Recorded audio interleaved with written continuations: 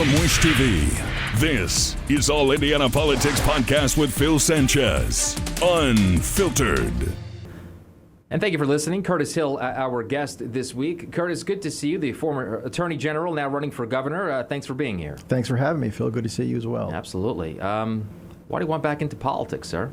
Well, I wouldn't say I want back into politics. Politics is such a dirty business. I want back into service. I had a career as a prosecutor for a number of years. Again, I didn't see that as political, even though it was an office that you seek politically.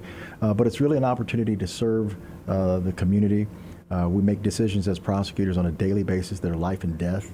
We have to make them quickly. We have to make them based on the evidence.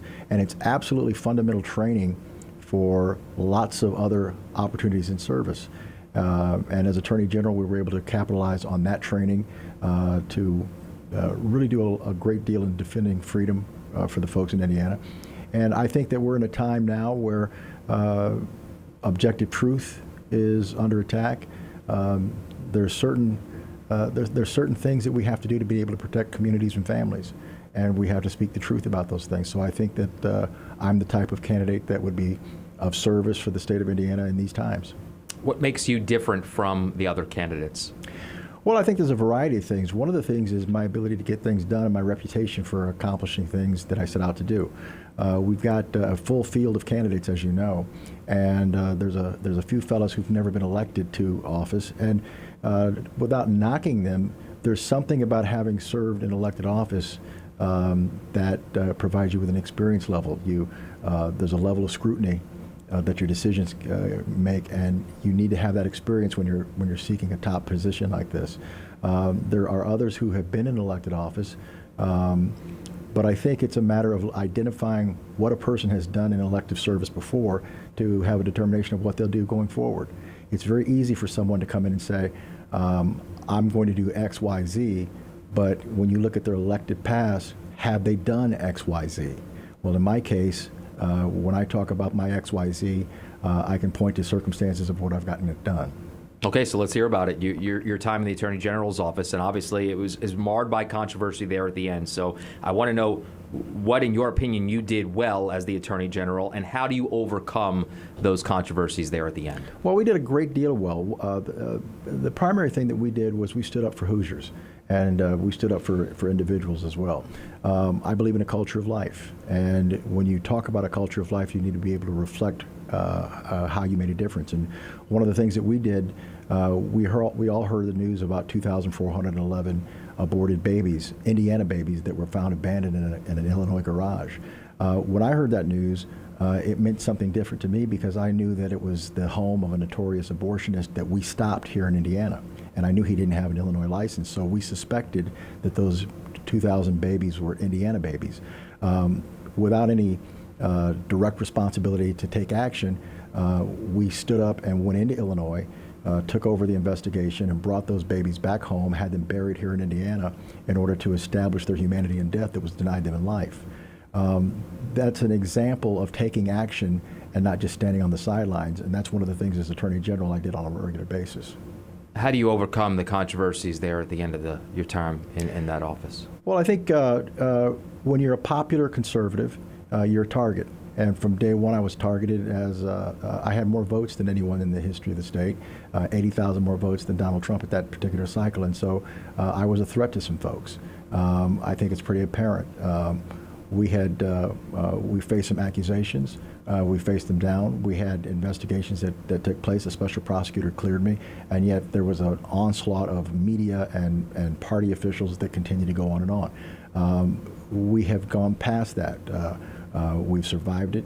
We've demonstrated that it was a political attack. And when I'm traveling around the state, I hear from so many people who say, we understand what that was all about. You're our guy. We like what you did as Attorney General. We'll love what you will do as governor. Do you feel like you're getting the support from the Republican Party right now, considering that you're running for governor? Well, it depends on how you define the Republican Party. There are certain aspects of leadership in the Republican Party that are still afraid of Curtis Hill because Curtis Hill can't be managed, if you will. But that's not who I see the party. The party are the people. The party are the people out in the communities and the neighborhoods. And we're getting a great deal of support and enthusiasm because people know me. They know what they're getting from me. They know that I'll stand up. They know me from 2020 during the pandemic. 4 months after the pandemic started, Governor Holcomb issued a press release that he was going to have a mask mandate in the state of Indiana. And that same evening, we issued an Attorney General opinion that I authored that said, no, that's unconstitutional, and they pulled back from that. Now, they were going to put a Class B misdemeanor on individuals who didn't wear a mask. We stopped it. I don't see any other elected officials at that time that were standing up for the freedom of the individuals in the state of Indiana. You've come out publicly and said that if things do get bad, again, COVID-wise, if you are the governor, you would not go in that direction. We would not go in that direction. Everybody panicked in 2020, and that was frightening. You know, if you look back at March 2020, we went from this is a problem that we can deal with to all of a sudden we went into a shutdown, and the shutdown continued on and on and on. And we had, and I think history will show that we had more distress from the shutdown and the response to COVID than what COVID did to us on its own. And that was from a lack of leadership of just following what different states were doing, and Indiana fell into that soup. We had 23, 24 months of emergency orders that just weren't necessary, and it really shattered who we were. We found out some good things in that process. One of the things we found out was that our kids weren't being educated the way that we thought they would be. We learned a lot about what government was doing and not doing. We learned about lies. So we learned a great deal through the pandemic process, but one of the things that we learned about was that our government wasn't doing the job of listening to the people and moving forward. It's not that I don't think that people should wear masks. People have a choice to wear a mask or not. We are not at a point in this country where the Constitution should be suspended because we have a pandemic. Freedom is what it's all about, and we need to stand for freedom. In regards to the current Governor Eric Holcomb, what type of job do you think he's done, and how would you govern differently? I think that there are certain things that he's done well. There's a lot of things I don't think he's done so well. I think that we need to have leadership in our state that is a national force. I think if you look at what's going on in Washington, which is a mess, it's a bigger mess than it's been even usually. It's imperative that we have state leadership across the country that picks up the mantle. By way of example, border security is a mess. The federal government has completely dropped the ball, and states typically don't have a responsibility for border security, but here's the deal. If states don't get involved with solving this problem, the problem's not going to get solved in Washington, D.C. So as a state that's not necessarily a border state, Indiana has to look at its responsibility to assist on the border. There are some states that have taken to deploying their National Guard to help out. Well, guess what? As your Indiana governor, I won't have any hesitation to issue the order to the Indiana National Guard to get down to a border state that's cooperating and help out with that situation. We need to step up our game plan on dealing with issues that are of national importance, and it's imperative that we have leadership within the state that has a national profile. As Attorney General, I had a national profile. As governor, I expect to as well. Since you mentioned it, federal government-wise, obviously everything that's going on in Israel and Hamas and Ukraine, how do you think the current administration has handled that? The Biden administration? Yes. Horribly. I think the lack of confidence in what's going on with Russia and Ukraine is driving a continuous path in our country of dissatisfaction with leadership. With Israel, that remains to be seen. We have a tendency in this administration, the Biden administration, to send mixed signals, if any good signals at all. He just got back from a trip.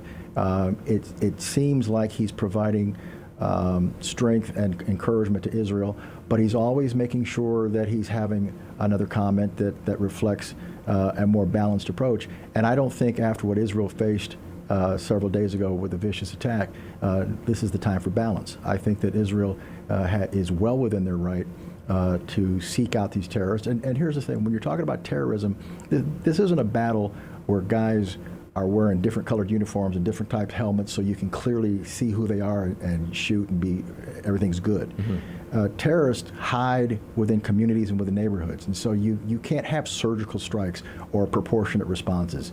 When you have an attack of the nature that Israel just faced, you have to go all out and end Hamas, and however it takes. And it's going to be ugly. It's going to be frightening. It doesn't mean that you lose your moral high ground and your moral sense. And I'm hopeful that Israel will continue on the path that they're on in terms of the moral high ground. But they have a responsibility to keep themselves safe and to eliminate their enemy. One more question when it comes to national politics, and I promise we'll get back to a little bit more local here. Who would you support as the Republican candidate for president? Trump's my guy. I worked with Trump, President Trump, on several instances. I found him to be effective. When I first voted for Trump, I have to admit that I voted for him because he wasn't Hillary Clinton. And I think I'm not alone in that regard. But I think he did an excellent job as president by virtue of how our economy was doing, how we felt as a nation. I think since we've had a change, there's been a dramatic change in how we feel about America and our leadership. So I think he's become really the face of injustice. It's sort of interesting with the attacks and the Manhattan DA and the Georgia DA. This sort of justice system, the Soros prosecutors, and as a former prosecutor, I'm certainly not happy that we see prosecutors using politics the way they're doing it. But it has somehow transitioned Trump from just a candidate running for office to a symbolism of justice. Back to your potential run for the governorship, I have a list of some of the issues from your website here. So let's go through a couple if you don't mind. You say putting Indiana first and you have that on top. So what do you mean by that? Well, Indiana Hoosiers are we're at the heart of the nation physically, and we should be the heart of the nation spiritually. We need to make sure that we give guidance and instruction into the country on how we should operate. And so what that means is we ought to make sure that our communities are safe communities, our education system is top notch, that we're doing things the right way so that we can be a leader for the country. Restoring justice, another topic that you hit on your website. What do you mean by that? Well, justice is under attack. There's a lot of folks who feel that the justice system has been weaponized. We've seen that nationally, and we've seen some signs of that here in the state. We need to make sure that the establishment of justice is solid, that there is no corruption, and if there is corruption, that it's dealt with decisively. I want to talk about you mentioned it before, being a black conservative. That obviously is pretty rare. Although we are seeing more black conservatives lately, especially on the national spotlight rather. And you go into that here on your list here, and you talk about your time growing up and how it changed your mindset. So if you can expand upon that, and also talk about how you, as the governor, would impact the education system when it comes to racial inequalities in our country and in our state. Well, being a black conservative is a unique perspective, especially when you combine with that my law enforcement or prosecutor background. It provides a very unique perspective that I think we've benefited from going forward. I grew up in the state of Indiana. I grew up in northern Indiana in Elkhart. And I'm one of the few people that you'll meet that can say, well, my house was bombed when I was a little boy. That was something that our family faced because my father was the first to move his family into an all-white neighborhood, and we weren't welcome. And so there was racial epithets, there were leaflets, there were graffiti on the garage, and yes, someone threw a bomb on our house, and we learned from that. The primary thing that we learned was my father's courage. My father went out and bought a shotgun in response, so he didn't turn and run. And the other thing that he didn't do, he was never down on America. America is the greatest nation on earth, notwithstanding that there are problems that we face, notwithstanding that we lived in a neighborhood where people openly and notoriously did not want us. But yet we believed in America. We believed in our right to be Americans and our right to achieve. And so that's a part of my makeup, if you will, of what has driven me to be where I'm at. And it's why we don't back down. It's why we stand up. So that being said, it's imperative that we bring this nation together. It's one of the biggest problems that we have moving forward is the weaponization of race. Race has been used as a weapon primarily by the left for decades and longer, actually. And what happens is we tie issues to race. We get people we accuse people of being racist, or we make people think that they're going to be racist if they question something, or if they say something, and so people remain silent. And the racial divide in this country continues to grow. We need to be able to speak frankly and openly about these issues and do away with this issue of racism and race issues once and for all. And we do that by engaging in these communities, engaging in these conversations, being bold and courageous about how we apply that. From my perspective, I see the black community as being very conservative. And yet, as a group of conservatives, they have a tendency to vote against their conservative values on a regular basis. Well, that's our fault as conservatives, not presenting our information in a manner in which the black community can see it. And so we need to expand our demographic. I think that's important for the communities, and I think it's important for the Republican Party. When you say that the black community is more conservative, do you mean from a faith perspective as well? From a faith perspective, from a family perspective, from the strength in having fathers in the home, that's an absolute bellwether for the black community. There is that strength. There is that conservative viewpoint, and it's interesting that there has been a narrative that suggests that the conservative movement or the conservative party it should not be the party for the black community. It's absolutely incorrect. But we can't just go into the black community with a lot of data. We need to go into the black community and make sure that we demonstrate that we empathize, that we can be trusted, that we want to communion with them. Yeah. And I think that's the way to get this done. Where do you stand on teaching race and race issues within the school system? Well, I think it's imperative that we teach the truth, regardless of where the truth is. I know that I oppose these critical race theory concepts, but primarily because of the issue of victimization and oppression and the makeup of what they want kids to be. From the standpoint of teaching about race, I think we need to be completely honest about our past, wherever it comes down. Having said that, it's ridiculous to try to rehash or reconstruct history, tearing down monuments, renaming streets and things of that nature. I don't support that whatsoever. Our history is our history, our past is our past, and we learn from what we did in the past as we move forward. We need to embrace who we have been, and the ugly stuff is part of what we embrace to make sure that it never happens again. But we don't ignore it, we don't whitewash it, we don't overlook it. We need to be open and honest about what we've done, what we've been, and then move forward. We talked a little bit before we came on air, and I said to you, you've been busy. Obviously, it's a busy time for you. Sure. So how has that been?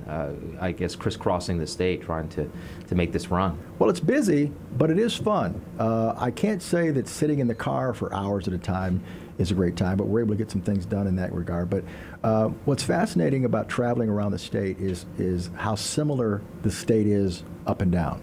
Many communities have the courthouse square and the retail stores around. The courthouses all look a little different, but there's a common theme to it. And when it comes down to it, Indiana is a big, giant, small community. You've got Indianapolis that kind of sets itself a little differently, and you've got some bigger cities, but realistically, Indiana is a state that's made up of small communities, small neighborhoods, families, and that's really what's refreshing about it. We're not Chicago. We're not New York. We don't need to try to be those areas. We do have issues where people will leave Indiana thinking it's old time or it's not exciting enough. But you know what happens? They always come back. People come back home to Indiana for a reason, and that's because it's a comfortable place to be. It's a safe place to be. That's what we're driving for. So we want to continue to make that feeling profound. We want Indiana to be the safest place to raise a family, the smartest place to start a business, and we can do that by paying attention to who we are and not losing ourselves trying to be someone that we're not. How would you attract more businesses to the state? Well, the thing that I would do to attract more business is to make sure that those businesses understand what it means to be a Hoosier. We don't need to change who we are. We don't want to attract businesses that will modify our strengths. We want to say to a business, this is what Indiana's about. We want you to blend into where we are, and we're happy to have you. We need to be creative. But we don't need to sell our souls to bring businesses into the state. We want businesses that come here because they understand and recognize the value that being a Hoosier brings to them. I just have a few minutes left, so let me just ask you quickly. Back the Blue is also something that you've talked about, and I know that your time as Attorney General, you were also very outspoken about being a big supporter of the police department as well, of police departments, I should say, across the state. How would you do that in your administration? Well, one thing I can tell you that I wouldn't stand by, like the current administration, and watch the city of Indianapolis burn at the hands of looters and thugs. I know the difference between constitutionally protected protest and criminal behavior. And it's imperative that we keep our communities safe, that we allow our police officers to do their job. And in allowing them to do their job, we need to recognize that we give these men and women a badge and a gun and the authority to come and get us when we're in trouble. And we don't need them looking over their shoulder to wonder if we're going to have their backs. And we have seen different folks from time to time question the need for police, the funding of police, or even providing police with qualified immunity to protect them in the interest of their jobs. That's not going to be an issue from my standpoint. I was a prosecutor for 28 years working side by side with police, and not just side by side, out in front, leading investigations, because I know how imperative it is to have a strong police force and presence to keep your community safe. That's an absolute job one for government, and it's job one for this governor. One more question before I let you go, and I appreciate you coming on with us. If you win the primary, you become the candidate, you win next in November, you're in office in January of 2025, what's the first thing you do as the governor of Indiana? Pray. Pray for guidance, pray for wisdom, pray to do the right thing. And then from there, take a look at the list of issues that we're addressing and bring Indiana into fold. We want to make sure that we have an education system that's second to none. We want to make sure that the environment for business is solid, but we want to make sure that families in Indiana understand and recognize that they have a partner, a friend, that parents have a friend in the governor's office, that we're doing everything that we can to do what government's supposed to do, which is to protect our freedom. If you look at the Declaration of Independence, that's what it says. Life, liberty, and the pursuit of happiness, and to secure those rights, governments are instituted among men, deriving their just powers from the consent of the governed. That's our focus. Curtis Hill, thanks for joining us. Thank you, Phil. I appreciate it. From Wish TV, this is All Indiana Politics Podcast with Phil Sanchez. Unfiltered, in-depth, nonpartisan coverage, exclusive interviews with Indiana's political leaders. Subscribe to this podcast and listen weekly here on the All Indiana Podcast Network. And be sure to discover even more great podcasts at allindianapodcastnetwork.com.